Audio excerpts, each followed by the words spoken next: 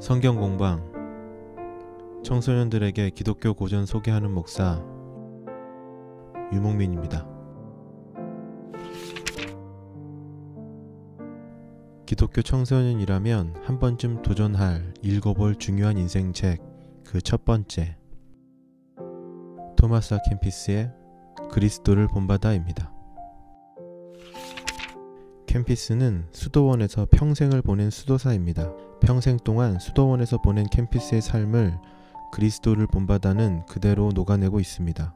1권부터 4권까지 총 4권으로 기록된 그리스도를 본받아에서 중심은 제목에서 알 수 있듯이 예수 그리스도를 본받아 살아가는 삶의 구체적인 모습에 대해 소개하고 독자를 초청하고 있습니다.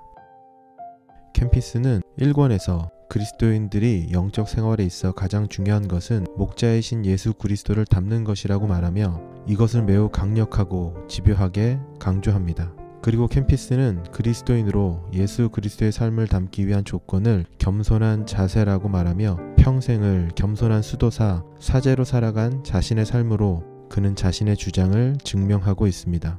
캠피스는 그리스도를 닮기 원한다면 자신을 가장 비참하고 형편없는 존재라는 자기인식이 선행되어야 하며 세상에 뛰어난 지식, 심오함을 추구한다 하더라도 그리스도인은 자기인식이 올바르지 않으면 결국 하나님께 다가갈 수 없다고 말합니다.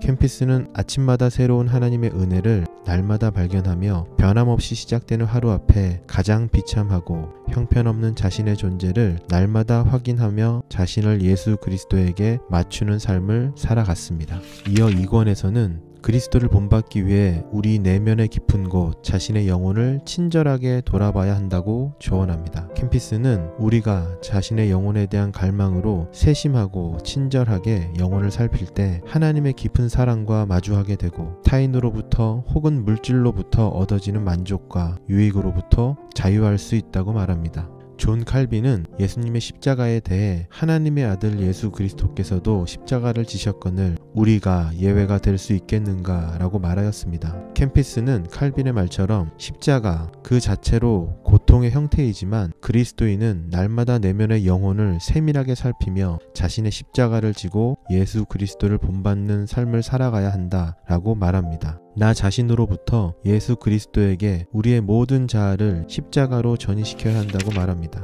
3권에서 캠피스는 예수와 곁에서 직접 대화를 하는 것처럼 평안과 안식에 대해 이야기합니다. 캠피스는 평화와 안식을 그리스도인은 추구해야 한다고 말합니다. 그리고 이와 같은 평안은 예수 그리스도를 본받음으로 우리에게 주어지는 순종으로부터 가능하다고 말합니다. 캠피스는 낮은 자리를 선택하고 모든 일에 순종하라고 권면하고 더 많은 것보다 더 적은 것을 선택하라고 말합니다. 이를 통하여 그리스도께서 삶을 통해 이것을 증명하고 하늘 하나님 아버지로부터 얻은 평안을 이 땅 가운데 아니 십자가 위에서도 누리셨던 것처럼 그리스도인은 그리스도를 본받아 예수 그리스도를 본받음으로 주어지는 평안과 안식을 누려야 한다고 말합니다.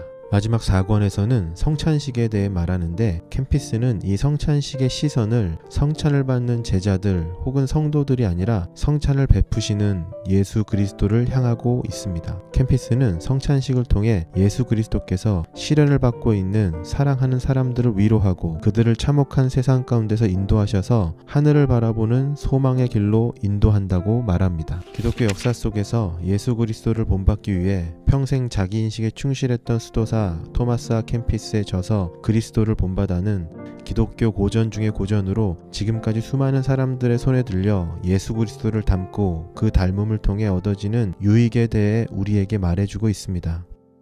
현대사회로 접어든 이후 캠피스의 그리스도를 본받아는 수도사의 입장에서 기록된 캠피스의 글이 분주한 오늘을 살아가는 우리 시대에게 맞는 언어인가 반문하기도 하며 안타깝게도 많은 사람들의 손에서 멀어지고 있습니다.